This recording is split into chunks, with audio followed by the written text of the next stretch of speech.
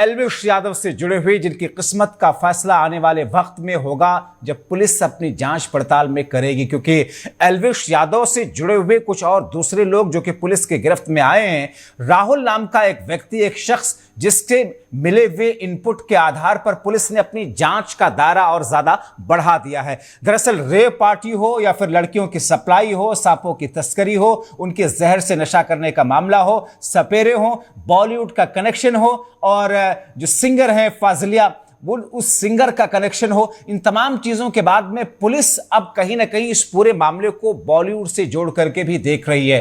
क्योंकि कहा ऐसा जा रहा है कि राहुल नाम का व्यक्ति जो पुलिस के हत्थे चढ़ा, जिसको दिल्ली एनसीआर के इलाकों में कहां कहां रेव पार्टियां होती थी, कहां कहां किस किस किस्म की तैयारियां हैं, इस बात की पूरी जानकारी होती थी। और बीते दिनों जिस किस्म के इनपुट सामने आए उसके आधार पर अब यह कहा जा रहा है कि मुश्किलें एल्विश यादव की बढ़ती हुई दिखाई दे रही हैं। और ऐसे में एल्विश यादव से एक बार फिर से नोएडा की पुलिस पूछताछ की तैयारी कर रही। माना ऐसा जा रहा है कि एक बार फिर से रिमांड नोटिस उनको भेजा जाएगा और इसके बाद में उनसे पूछताछ की प्रक्रिया को आगे बढ़ाया जाएगा। आइए अपने सहयोगी साजिद अली की रिपोर्ट आपको दिखाते हैं और इसके बाद में साजिद से इस पूरे मामले पर ताजा अपडेट देते हैं। नोएडा पुलिस ने एल्विश मामले में कार्रवाई तेज कर दी है। नोएडा पुलिस को आरोपी राहुल की एक डायरी मिली है। जानकारी के मुताबिक आरोपी राहुल इस डायरी में पूरा लेखा जोखा रखता था और पार्टियां फरीदाबाद, गुड़गांव में हुआ करती थी। एनसीआर में ये पार्टियां अधिकतर हुआ करती थी। इन पार्टियों में सेलिब्रिटी आने की आशंका पुलिस को लगी है। पुलिस को अहम सबूत मिले हैं। फिलहाल पुलिस ने जो रिकॉर्डिंग थी उसके माध्यम से जांच पड़ताल भी तेज कर दी है। फिलहाल पुलिस ने इस रिमांड में जो जानकारी मिली है, एल्विश यादव और आरोपियों का आमना सामना नहीं कराया। एल्विश यादव को दोबारा नोएडा पुलिस नोटिस दे सकती है और रिमांड के लिए बुला सकती है। फिलहाल पुलिस ने अब इसमें कार्रवाई तेज कर दी है और रिमांड पूरी हो गई है। पुलिस को अहम दस्तावेज मिले हैं, डायरी में अहम सबूत मिले हैं। राहुल यादव पर आरोप है कि वही लेखा जोखा रखता था, वही पार्टियों को कराता था, उससे एल्विश की लगातार बातचीत होती थी। लेकिन अभी ये जांच पड़ताल लगातार जारी है। नोएडा से TV7 भारत के लिए मैं साजिद अली।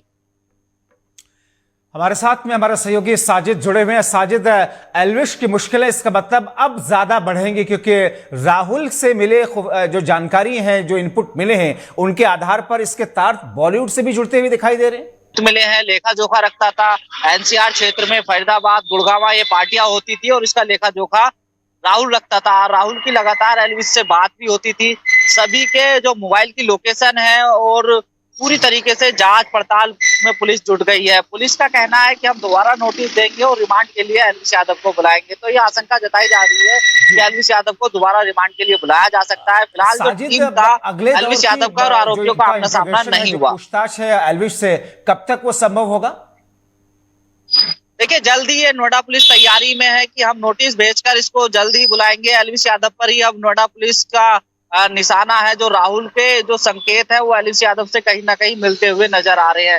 जो डायरी मिली है उसमें लेखा जोखा है, पार्टियां कहाँ होती थी, कैसे होती थी, सांप कहाँ से लाए जाते थे और ये मुंबई तक इसके तार जोड़े जा रहे हैं। फिलहाल जो सामने आया है कि ऐसा लग रहा है कि मुंबई से भी कुछ लोग पार्टियों में शामिल होते थे। चलिए साजिद, बहुत शुक्रिया इन तमाम जानकारी के लिए। आप निगाह बना करके रखें तो फिलहाल मुश्किलें एल्विश यादव की बढ़ती हुई दिखाई दे रही है। जैसा कि हमारे सहयोगी साजिद बता रहे थे कि आने वाले दिनों में एक बार फिर से एल्विश यादव को पूछताछ के लिए बुलाया जाएगा। लेकिन ये रेव पार्टी में नशा, उसमें लड़कियों की तस्करी, उसमें सांपों की तस्करी, उसमें सांपों का जहर, सांपों के जहर से नशा और उस जहर की भी तस्करी, ये तमाम ऐसी चीजें हैं जिनका कनेक्शन बॉलीवुड से जुड़ता हुआ नजर आ रहा है। और ऐसे में नोएडा की पुलिस और जांच कर रही जो टीमें हैं वो कहीं ना कहीं इस पूरे मामले को और ज्यादा इसका दायरा बढ़ाते हुए अपनी जांच पड़ताल को आगे बढ़ाते हुए देख रही हैं। ऐसे में एल्विश के साथ साथ और कौन से लोग इसमें नपेंगे, देखना अहम होगा।